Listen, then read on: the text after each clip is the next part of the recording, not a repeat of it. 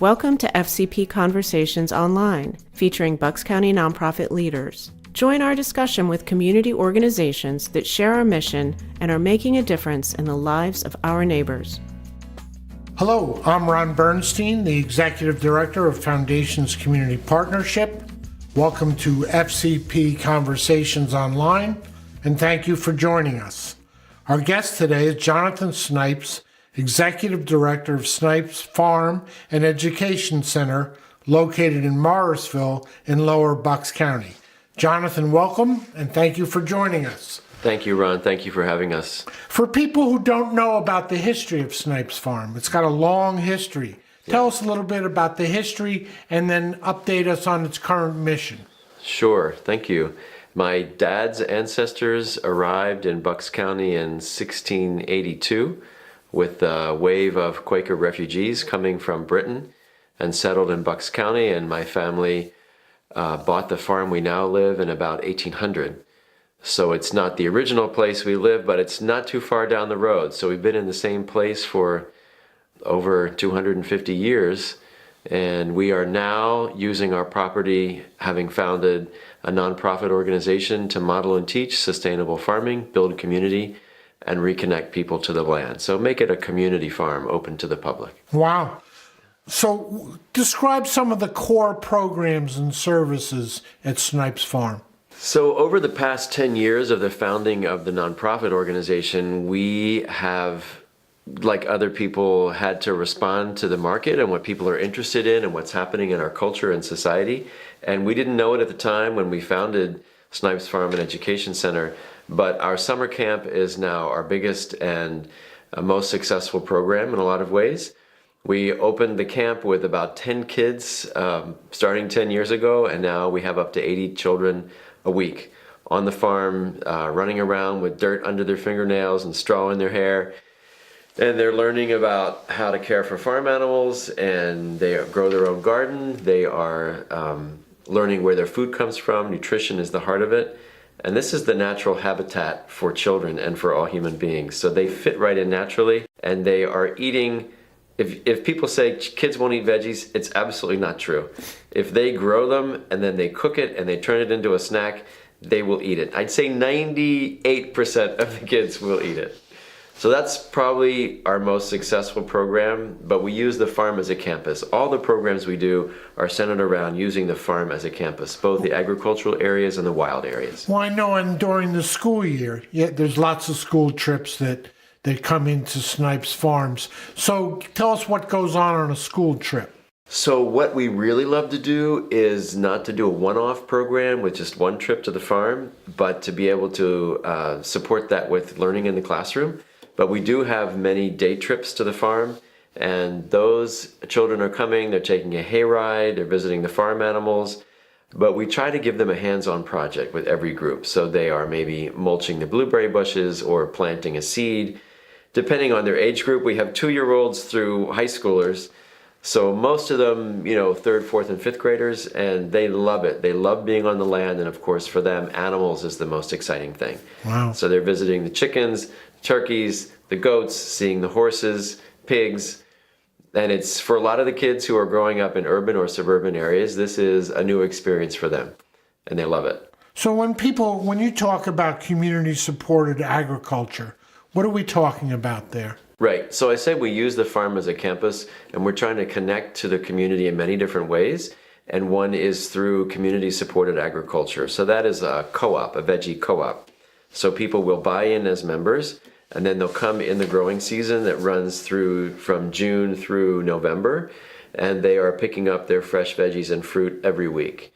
They can either do that by coming every week, or they can skip a few weeks. They buy in, you get a membership card, like a debit card, and you can come and choose what you want, or you can have us pick for you, and then you come and pick up what we choose for you. What goes on in the winter in terms of that program? Is that pretty much slow down, or are there some things that you can produce in the winter months? Well, I would say with climate change, with our winters being warmer, we are actually able to grow often right through the winter, sometimes in the field. Some things are hardy, like spinach, and then we do have greenhouses, so we're growing greens mostly throughout the winter. But the CSA mostly runs from June through November, ending around Thanksgiving. And I know you're also collaborating with a variety of pantries, one over in the Trenton area and here in Bucks County. Can you tell us a little bit about that? So that is another thing that we didn't predict when we founded the organization 10 years ago, that there would be so much interest from local pantries and service organizations in having fresh food. I think we're all familiar with the food drives that are traditional, where people ask for cans and boxes of processed food. And now these pantries and other organizations are much more interested in having fresh food as part of what they provide, knowing that that really supports people's health. So we're working with the Bucks County Emergency Homeless Shelter, with Friends Rehabilitation Project in Philadelphia, with organizations in Trenton and other smaller organizations, the Interfaith Food Alliance in Lower Bucks, providing food directly to them. So either through grants or donations from us of food, we're trying to get food to folks who need it, fresh food.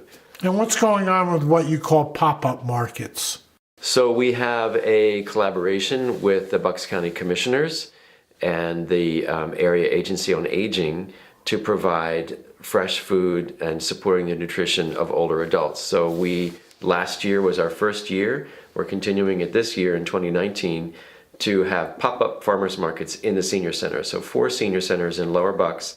We're arriving weekly, and we have veggies that are provided at a subsidized rate to keep the prices low.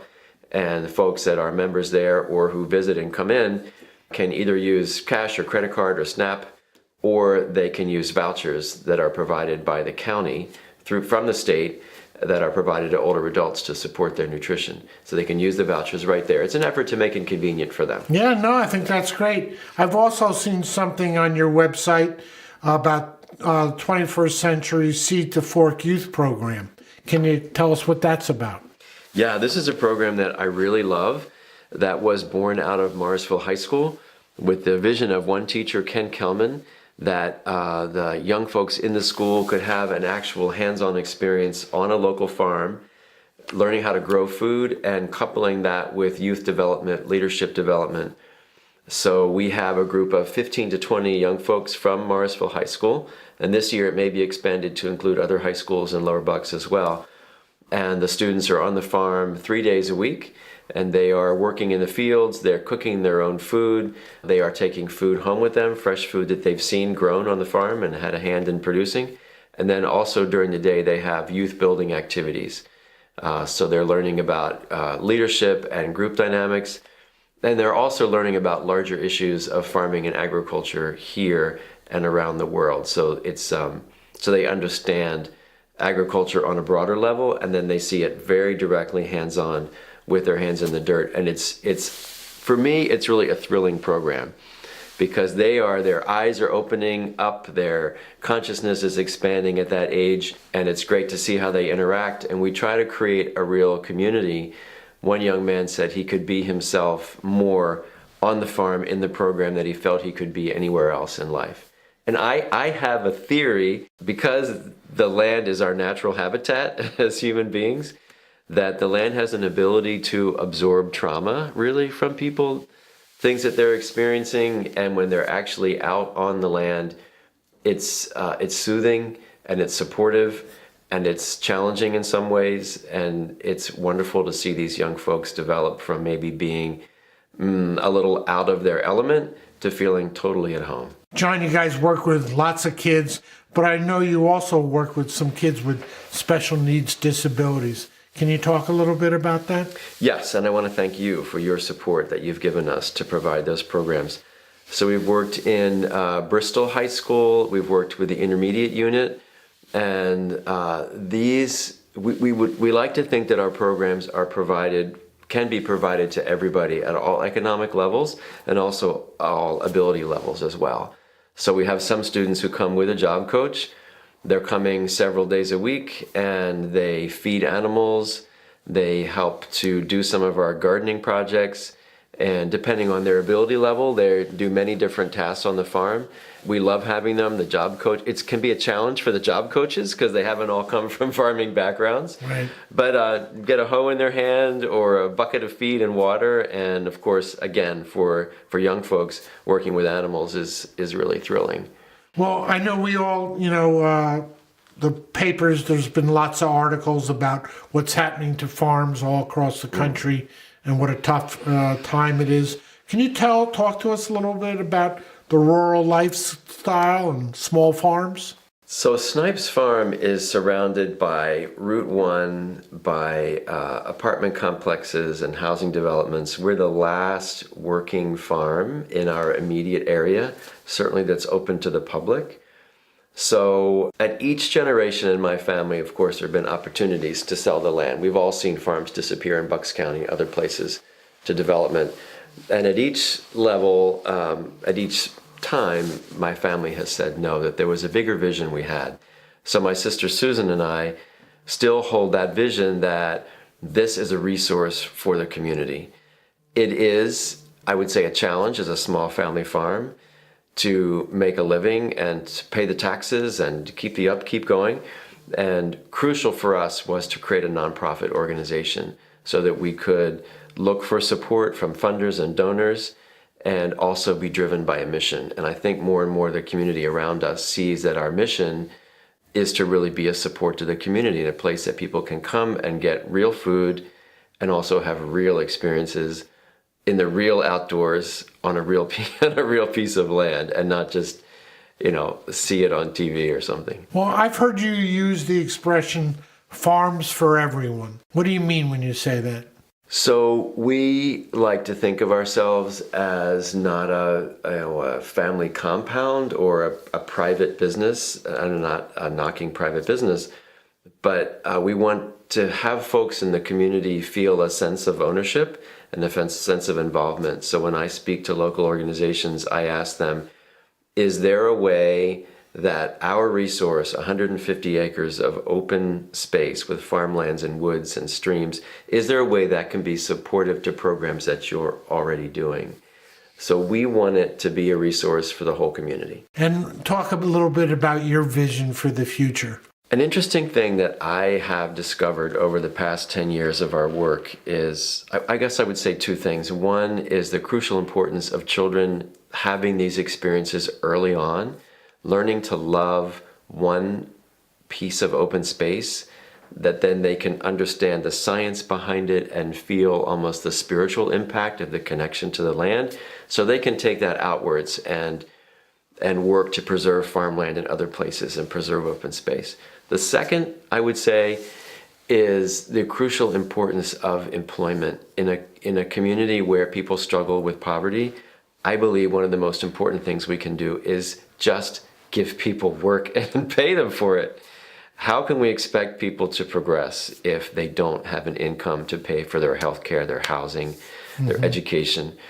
So the programs that we have discovered in the county through the Workforce Development Board of the county, administered through the community college, and in cooperation with organizations like yours, we've actually been able to hire young folks on the farm. We'll probably have 4 young people working with us this summer.